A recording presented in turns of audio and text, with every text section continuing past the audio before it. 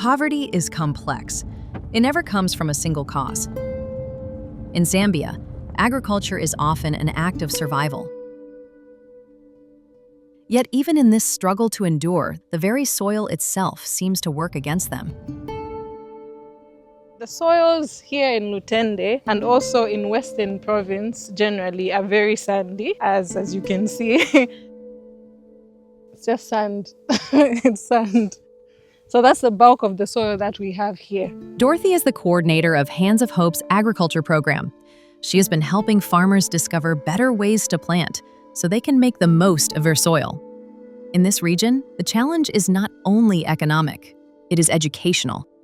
I think Western Province, and particularly these communities here, Lutende and other areas where Hands of Hope is working, they're one of the hardest hit with poverty in Zambia, even statistic-wise. And at the same time, they're also the ones that experience a lot of droughts and natural disasters. A lot of farmers here rely on cutting down trees for making charcoal that they then sell, which is unsustainable because a lot of them don't know how to manage the soils they have. Hands of Hope has taught us a different way of farming. In the past, we didn't accomplish much, but now we have learned organic farming. This has changed everything. Farmers mainly relied on using chemical fertilizers, the synthetic ones that you just put in the soil. But because of the types of soils we have here, there was a lot of leaching of nutrients. So in the end, you'd find that the crop is not benefiting. At the same time, also, the fertilizers they were using did nothing to build the soil structure.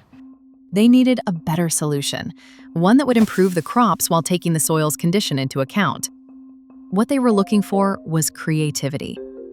A soil like this, if you put the mineral type of fertilizers, the synthetic ones, once you put the fertilizer in and you water, the fertilizer just keeps going down, down, down until a point where the crop won't be able to access it. So what we want is to build the soil to a point where all the nutrients can be held where the plant can access it. The first technique they learned was cover cropping. We know that we can't just come and put vegetables in the sand like this. So velvet beans is a cover crop. It's not anything for food. So it's actually meant to help build the soils. These plants are not grown for sale or consumption, but serve only to retain nutrients and make the soil fertile for future crops. And then probably in about 3-4 months' time, we cut it down, reincorporate it in the soil, add some manure. That's when we can be able to start planting. Another technique they learned has to do with how they irrigate their fields. You can see the drops of water there.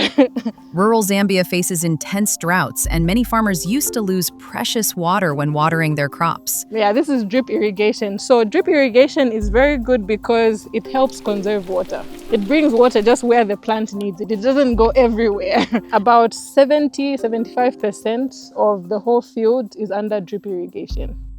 Hands of Hope taught us how to take care of our crops.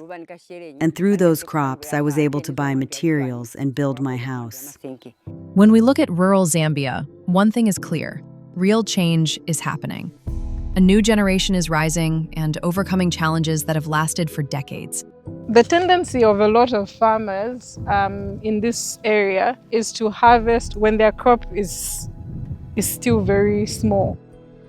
So for example, with the peppers, a lot of the types of peppers you find on the market in Mongo, which come from these areas, are this size. This size as you see here. This is probably the biggest you would find, and this is like big at the market. Most of them harvest when they're still young.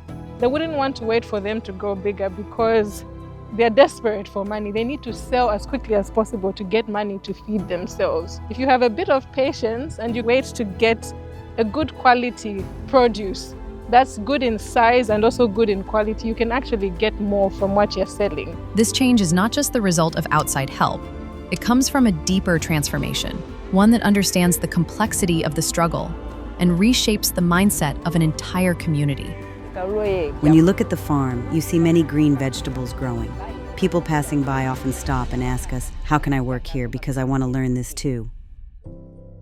So the idea is also for them to see the benefit of what agriculture can be here when you're able to build your soils. And afterwards then, you no longer have to go in the bush to cut down all the trees because you can get something from the farming that you're doing. Poverty is complex. It touches the economy, education, water, and health. But the real power of transformation comes from hope. So it's really something that can bring a lot of impact to the communities that we have here. When we use our resources to expand their horizon of hope, an entire community can flourish.